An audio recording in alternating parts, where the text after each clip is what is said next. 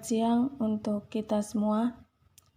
Kami dari kelompok 14 akan membawakan materi tentang etika dan bisnis internasional.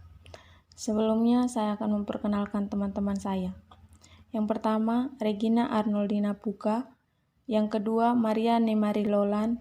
Yang ketiga, Jorli Juliana Tampani. Dan yang keempat, saya sendiri, Jacqueline Crescencia Paulina. A. Etika dalam bisnis internasional. Internasionalisasi bisnis yang semakin mencolok sekarang ini menampilkan juga aspek etis yang baru. Tidak mengherankan jika terutama tahun-tahun terakhir ini diperhatikan khusus kepada aspek-aspek etis dalam bisnis internasional. B. Norma-norma moral yang umum pada taraf internasional. 1. Menyesuaikan diri. Seperti peribahasa Indonesia, di mana bumi berpijak, di sana langit dijunjung. Maksudnya adalah, kalau sedang mengadakan kegiatan di tempat lain, bisnis harus menyesuaikan diri dengan norma-norma yang berlaku di tempat itu. Diterapkan di bidang moral, pandangan ini mengandung relativisme ekstrim. 2. Rigorisme moral. Yang dimaksud dengan rigorisme moral adalah mempertahankan kemurnian etis yang sama seperti di negeri sendiri. 3. Imoralisme naif. Menurut pandangan ini, dalam bisnis internasional tidak perlu kita berpegang pada norma-norma etika. Malah jika perusahaan terlalu memperhatikan etika, ia berada dalam posisi yang merugikan karena daya saingnya akan terganggu. Selanjutnya C. Masalah dumping dalam bisnis internasional. Yang dimaksud dengan dumping adalah menjual sebuah produk dalam kuantitas besar di suatu negara lain dengan harga di bawah harga pasar dan kadang-kadang malah di bawah biaya produksi.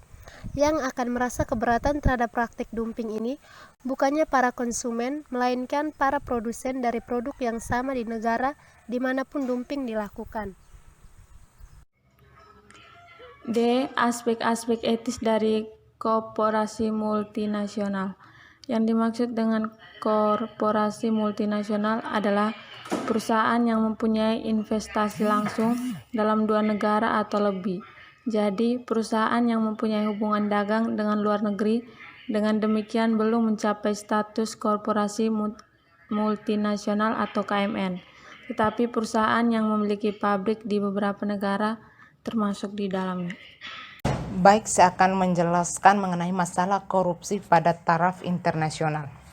Masalah korupsi dapat menimbulkan kesulitan moral besar bagi bisnis internasional karena di suatu negara bisa saja dipraktekkan apa yang tidak mungkin diterima di negara lain. Terdapat 4 alasan mengapa praktek suap harus dianggap tidak bermoral.